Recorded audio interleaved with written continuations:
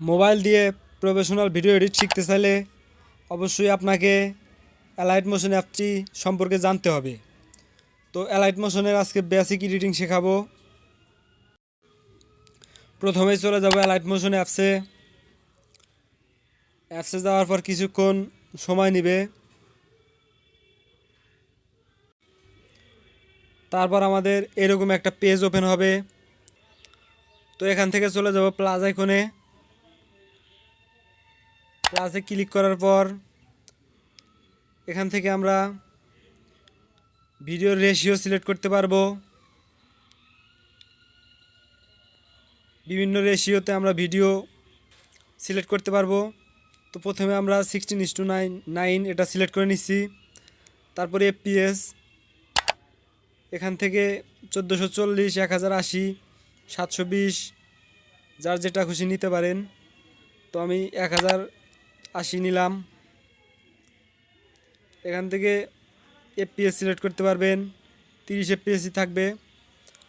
আর নিচ থেকে আপনারা কালার সিলেক্ট করতে পারবেন। তো এখান থেকে আমি গ্রিন কালার দিয়ে দিলাম। এরপর ক্রিয়েটে চাপ দিয়ে দেবো। ক্রিয়েটে চাপ দিয়ে দিলাম। আমাদের পেজটি কিন্তু ওপেন হয়ে গেল। এখন আমরা নিচের প্লাস আইকনে চাপ দিয়ে দেব। এখান থেকে শার্প মিডিয়া থেকে আমরা ভিডিও, ফটো অ্যাড করতে পারবো। অডিও থেকে আমরা মিউজিক অ্যাড করতে পারবো।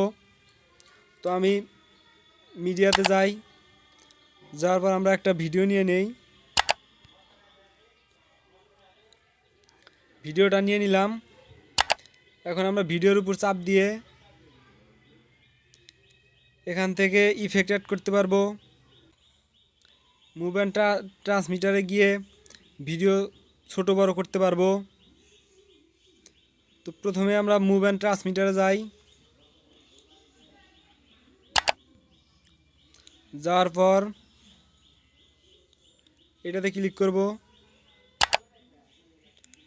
তারপর আমরা যদি নিচের দিকে টান দেই তাহলে ভিডিওটা কিন্তু বড় হইতেছে। এখন যদি আমরা আবার সাইডেরটা যাই, এটাতে ক্লিক করে এদিক ওদিক টান দিলে আমাদের ভিডিও এদিক ওদিক চলে যাবে। এক সাইডে নিতে পারবেন, এই সাইডে নিতে পারবেন। আর এখানে আমরা এটাতে গিয়ে একটু জুম করে নেই। নিচের দিকে টান দেব, জুম হয়ে গেল। এখন আমরা একটা কি ফ্রেম অ্যাড করব। কি ফ্রেম অ্যাড করে নিলাম। এখন আমরা ভিডিওটা একটু এদিক টান দেব। টান দেওয়ার পর 1.20 সেকেন্ডে রেখে 18 সেকেন্ডে রেখে দিলাম। তো এখানে আবার একটা কি ফ্রেম অ্যাড করব। কি ফ্রেম অ্যাড করার পর আমরা এখান থেকে নিচের দিকে টান দেব। এই যে এখান থেকে নিচের দিকে যদি টান দেই তাহলে এই যে এরকম একটা অ্যানিমেশন তৈরি হবে। বড় ভাই, হ্যাঁ কোয়া। তো এখান থেকে আমরা গ্রাফ সেট করতে পারবো। গ্রাফসে গিয়ে আমরা এই যে এই গ্রাফসটা নিয়ে নেব। এটা যদি নেই তাহলে আমাদের ভিডিওটা আরও সুন্দর অ্যানিমেট করবে। বড় ভাই, এরকম আমরা ব্যাগে চলে যাই।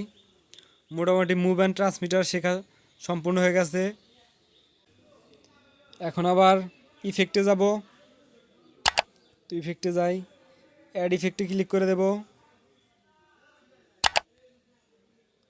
ক্লিক করার পর আমরা এখান থেকে ক্রোমাকে যদি সিলেক্ট করি,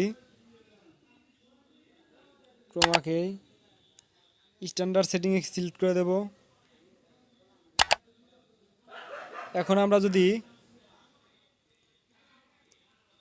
এটা এটা এদিক নেই তাহলে আমাদের গ্রিন লাইন কিন্তু কমে যাবে।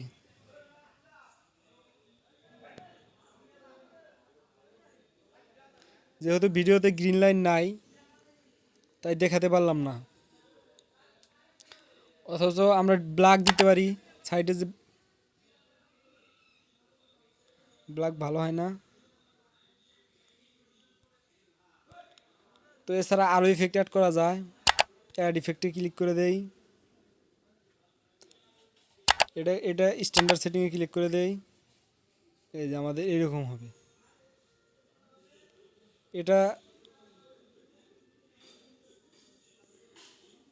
এটার উপর ক্লিক করে আমরা ব্লাডটা একটু কমায় দেব, তখন আমাদের ভিডিওটাই যেরকম হবে।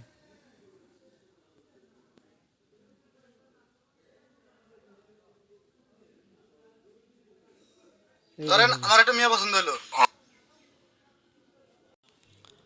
মোটামুটি ইফেক্ট অ্যাড করা আমরা শিখে গেছি। এখন ব্যাগে চলে যাই, গিয়ে এই যে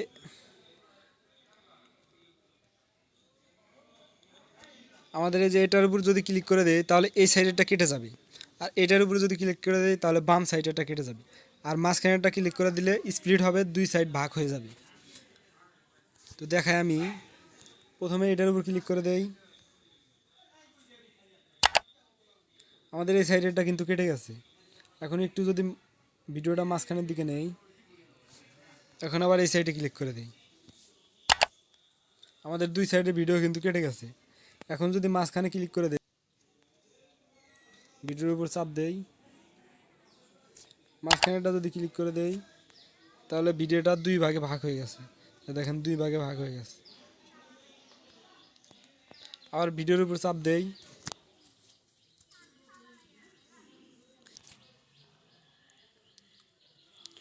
বর্ডার অ্যান্ড শ্যাডো, এখান থেকে বর্ডার অ্যান্ড শ্যাডো অ্যাড করতে পারবেন। তো ক্যাপকাট বেসিক এডিটিং যারা শিখতে চান তারা এই ভিডিওটা দেখে নেবেন। ক্যাপকাট বেসিক এডিটিংয়ের ভিডিওটা আমি আই বাটনে দিয়ে দিলাম, সবাই দেখে আসবেন।